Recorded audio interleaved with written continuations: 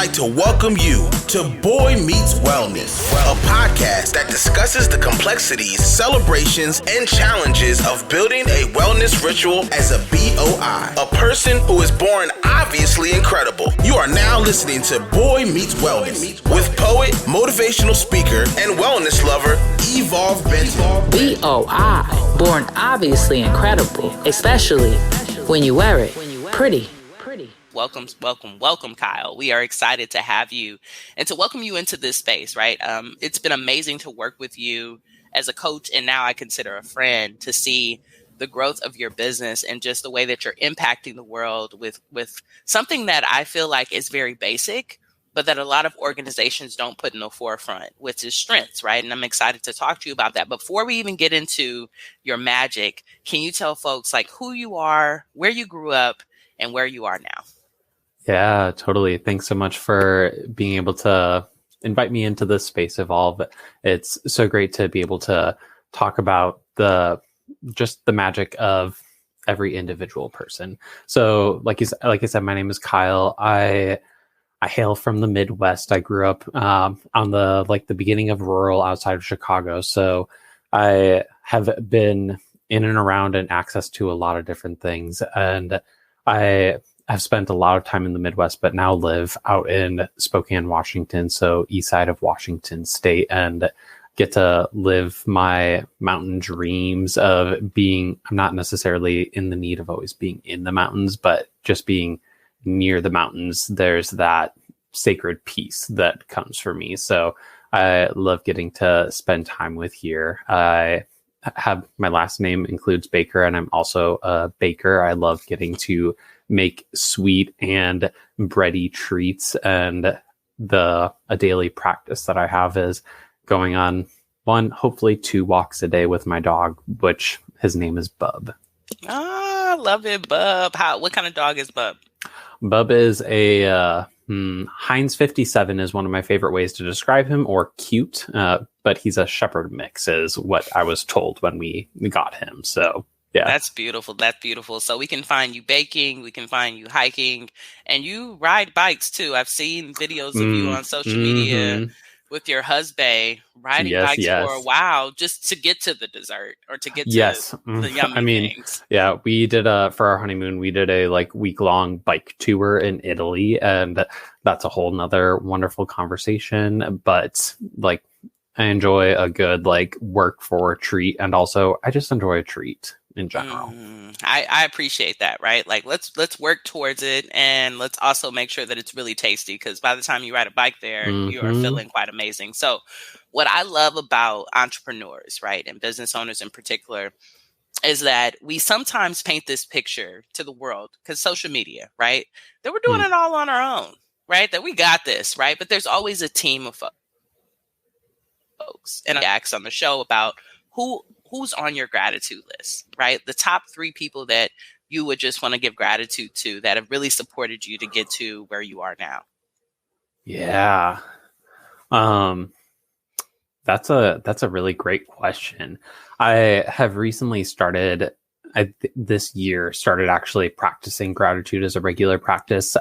When I initially would always hear people talk about, your 3 things you're grateful for each day, I'd be like, roll my eyes at it. And then I was feeling a place of resistance in my life. And so when I started the new year, I was like, okay, let's give this a try, and started writing gratitude pieces. And when I started writing these, I noticed a shift. And so if you were to ask me this question at the beginning of the year, I probably would have had a pretty rough time answering that question. But when I think about that gratitude piece today, it's really I think especially with my business, my husband has been such a critical piece of being able to really help me step into my strengths and step into what I do best and continue to be confident about what I do.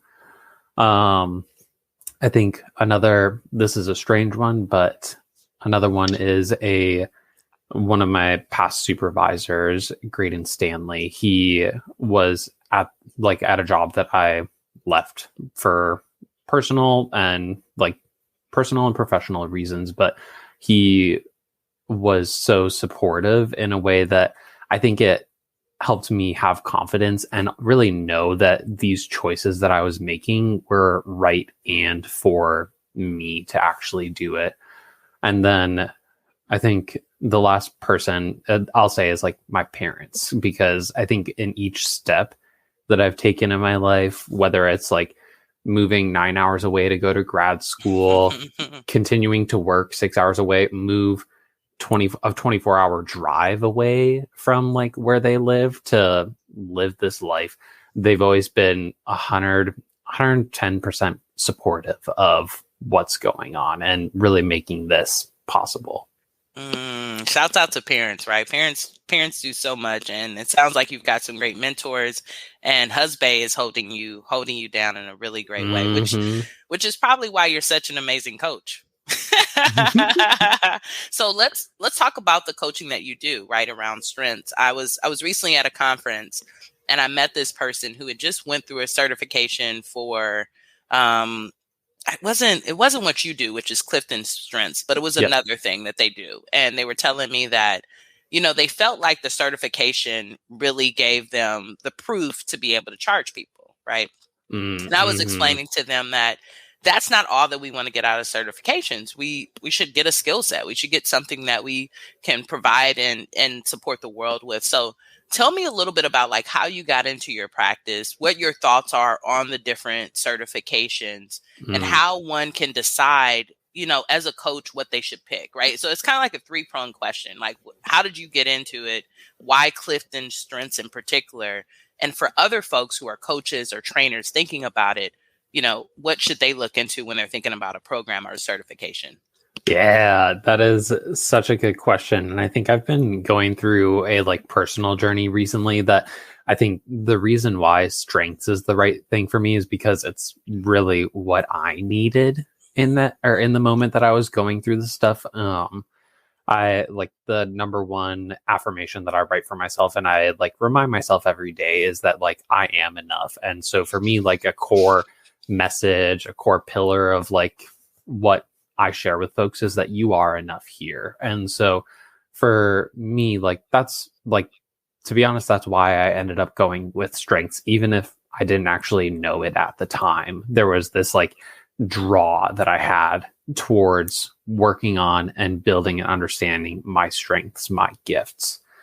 When it comes to actually like deciding on a certification or doing what that actually looks like, I think when I first did my certification, I had definitely had a similar thought process to what that person that you met had. I was like, I want this specific job, or I want to try and like dive into the entrepreneurial world.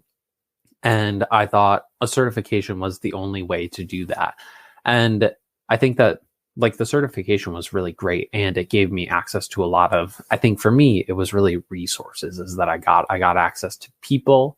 I got access to PowerPoints, reading material, and this wealth of knowledge that like I would have pieced together eventually. But instead of it taking that like 1 week for the classes and a month for the like learning and actual certification process, what took me 1 month might have taken me 6 months, a year, and it would have been a different level of confidence. And so I think when it comes to that certification, for me, it's not always about the title, but it's about the how fast do you want to get there? Is this something that you want to see happen tomorrow? Or is this something that you want to see a year from now?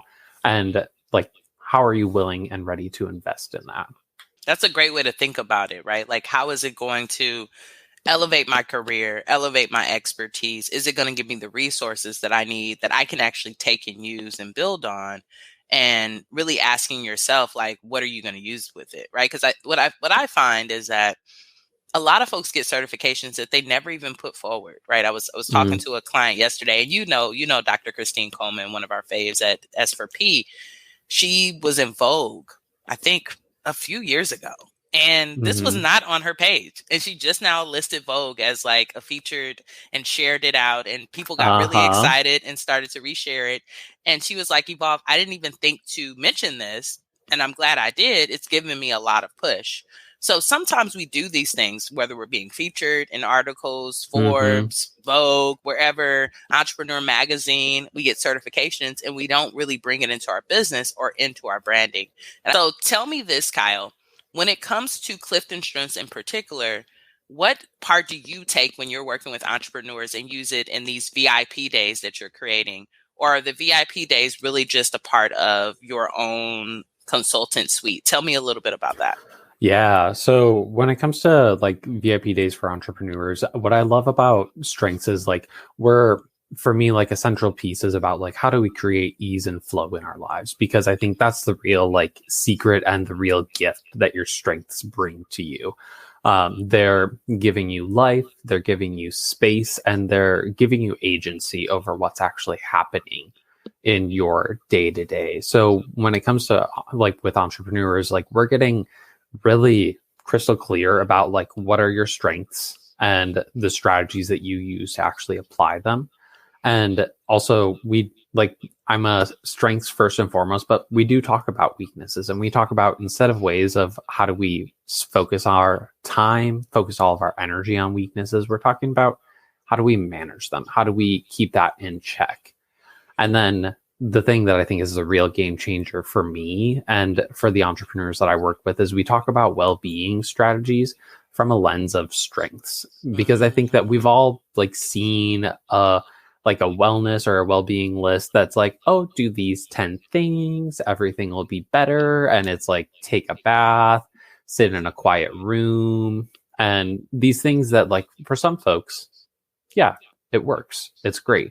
And for other people, I know that it's not going to work. And so we use strengths as a way to inform what your well-being strategies are, because there's only so much explicit just sit down rest that we can do that's restorative.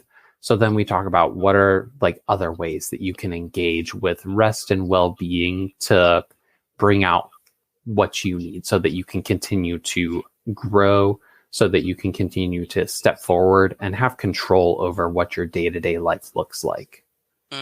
I love that you're like pushing back on all the wellness list, right? Get up at 5 a.m, go for a 20-mile run. Don't eat anything until lunchtime. I'm like, boo, I cannot. Now, I am an early bird. I do enjoy getting up early, but my wife hates it. And we're just both just as productive in our lives, right? So when people come to you, I imagine that there must be a lot of uneducated things they need to do, like get that away, take that education out, like banish it, repel it, and new things that they need to learn. What does that process look like for you? And what have you seen as results for some of your clients?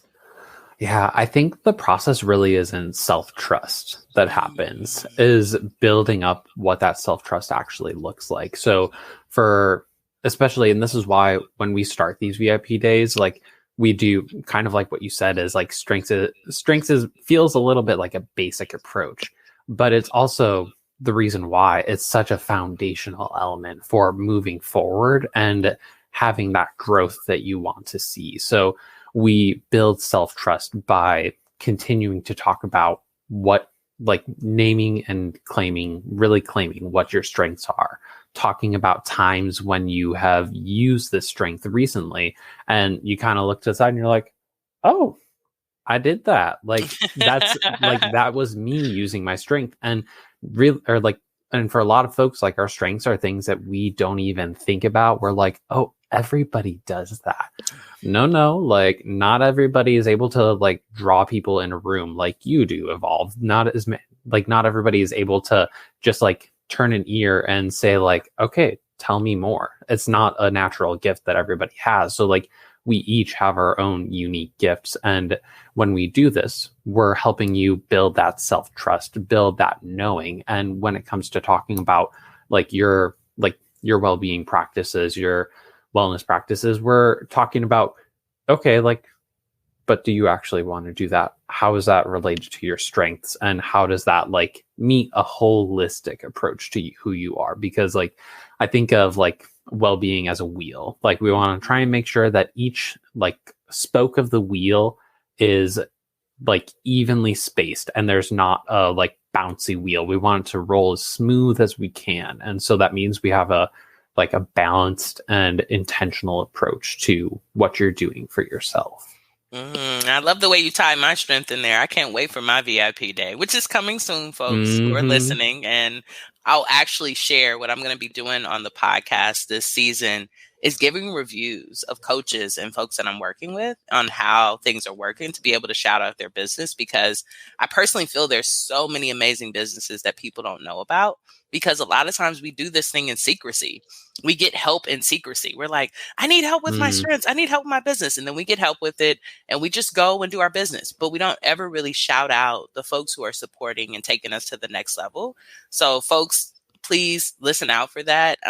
After my VIP day, which I'm really excited about. So you also work with organizations around this as well. Oh, yeah. And, I've worked at a lot of jobs, we both have, where strengths was not necessarily the first thing that people were thinking about. I mean, especially when it comes to education and academia, I feel like there's almost a relationship with weakness that is too hand in hand. It's almost like they want to weed out the weakness, the deficiency so quickly. And there's really not a lot of focus on strengths. So when you are working with organizations, how does that look different?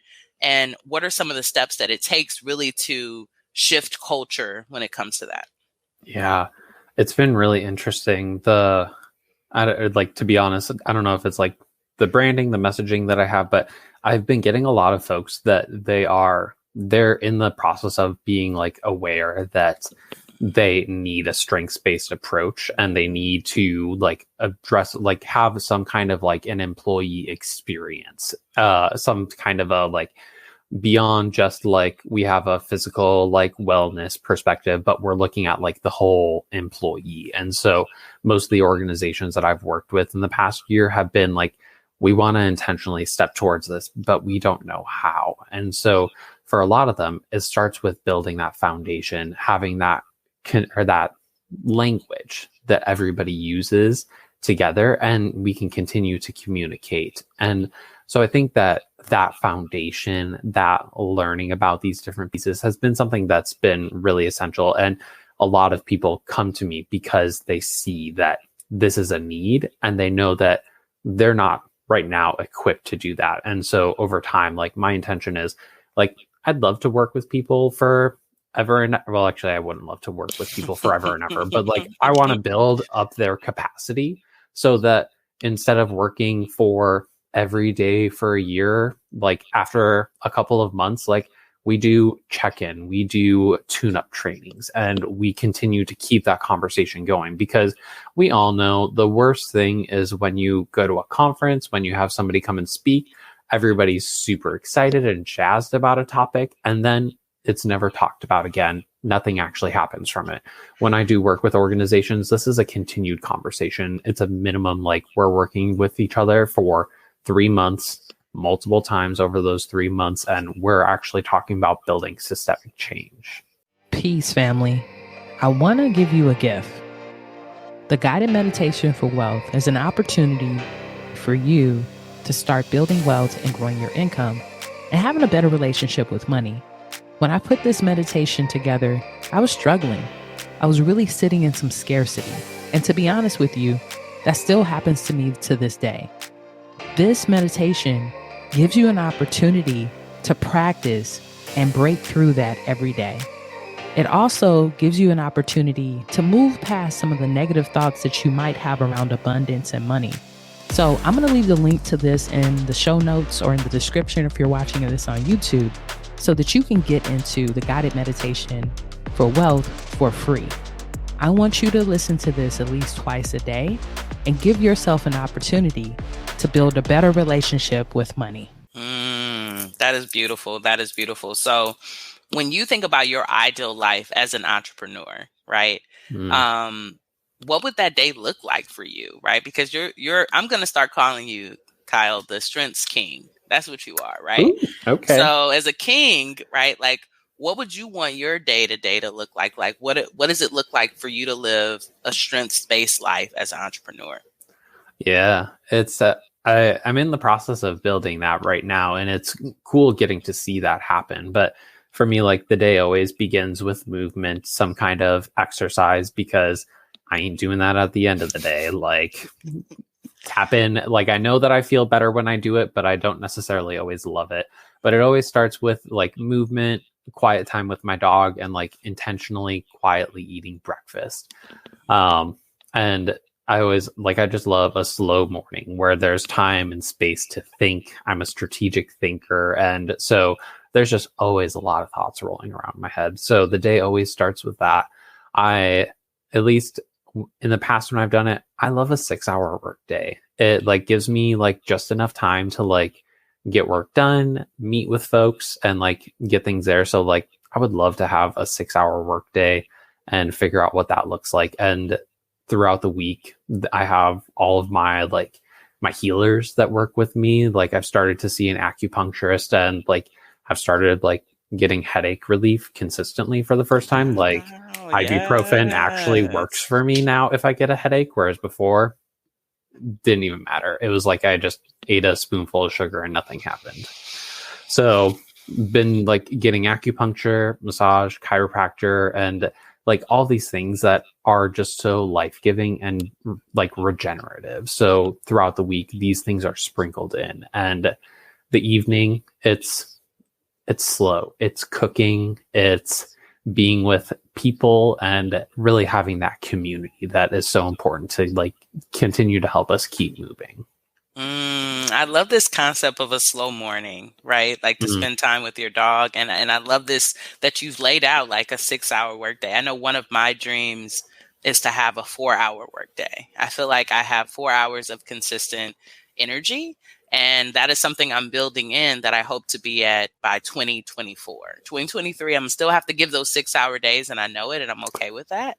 But as we move into 2024, there'll be some key hires in my company that will take away a lot of that time, and I'll be able to really focus in. And what I really appreciate about the work that you're doing, Kyle, is you're not just working with organizations like Google and all these big places, and shouts out to Google, no shame to you, but you're working with entrepreneurs, healers, people who are doing the work every day. So imagine, right, these small business owners being able to have these tools in the beginning. When they do start to build it out as an organization and they start to bring in more people, they're already going to have the skills. So when you come into their organization, it's going to be a lot easier for you to do some of that culture shift. So how can people work with you? Because I know people are probably listening to this and they're like, yo, I want to work with Kyle right now. Where do I hire him? How do I like sign up for this? How can folks support the work? Yeah. So right now, I mean, by the time this comes out, I should be launching and having the VIP day available for folks, and still figuring out what the capacity actually is for that. But having a VIP day to like build your foundation and really create a solid foundation for your multi-6-figure business as you're figuring out how you scale and scale in a way that's sustainable, grounded in your strengths. I'll be launching a course for folks that'll be accessible, like there's no limit to how many people can do that. And that is also really grounded in strengths foundations and talking about if you want to do this stuff on your own and you just need the playbook, I got the playbook for you, and that'll be coming out soon. And then if you work for an organization, like if you have a 9-to-5 plus you're an entrepreneur, or you have a 9-to-5, invite me to speak with your organization. I know organizations have some kind of a learning and development team, or they have some place where you can bring in people to do speaking. And that's been a number one way that I've done that. And I love to be able to do that and really shower people with the love that they deserve. Yes, you better call it out, y'all. So we're going to put all of your links into the show notes. So folks who are listening, please check out the show notes. If you're watching us on YouTube, please look at the comments in the description. You will see it there so that you can support the work. So I want to get into our next segment, which is Boy Talk and Hop. Are you cool with that? Oh yeah, let's do it. Okay. So I've never asked you this before, Kyle, but I'm sure you are. Are you a gamer? Do you like games, card games, board games? I'm more of an anime person rather than a gamer. I wouldn't have took you for anime. I love a little anime too. We're going to have to definitely talk about that. Have you heard that Megan Thee Stallion got a whole contract to do anime with Netflix? Did you hear about this? No, what? Yes, yes, Okay. yes. So she loves it as well, and has been writing scripts and doing little things in the background. So yeah, they gave her a whole contract. So I'm interested to see what she produces, but let's not talk about that. The reason I asked, I could go on a whole, that'll be another 20 minutes on the show. So we might have to bring you back on just to talk about anime. But the reason I asked is that Boy Talking Hop is kind of like a game, right? I'm going to give you a series of words, a phrase, and you're just going to essentially fill in the blank. And the idea is that you don't take a lot of time thinking about this. This is more, I give it to you. That's why we call it Boy Talk and Hop, right? It's talk, hop quickly, because sometimes people, right? Cue in the people who have done that, editor. Sometimes people take a long time to answer these questions, and that's not the intention. So I just want you to let you know about the game. We do not have a prize at the end, but if you get through all of them, I think you'll get to know more about yourself, which is always great. Okay, let's do it. Okay, let's do it. So my first statement for you is love is. First. Love is first. Okay. Yeah. Yes. Ownership is. It's mine. If you could speak to anyone, dead or alive, what would you talk about and what would you do? Ooh. Wow. Okay. The dead or alive one is always a hard one. So one of my favorites is Matt Smith. He's my doctor for Doctor Who. And so I would love to speak with him, and I would love to speak about, he does a lot of magic, but I would say I would love to speak about and bring out his key gift, his key magic that he has as a person. So almost feel like a VIP day in a way. I guess that is true. Yes. I love that. I love that. My favorite food is lasagna. Give me the cheese. I have a really good lasagna recipe. So when we do meet in person, I've got to bless you with that. It's my mother's recipe. Rest in peace. So I'll bring it out for you. My favorite book is Quiet. It's about introverts that lead. I'm not necessarily 100% an introvert, but I learned a lot about myself through that book. Okay. Okay, great. Sex is fun. My favorite music is lo-fi beats. Give me a quiet, chill moment any day. Yes, yes. And last but never least, Kyle is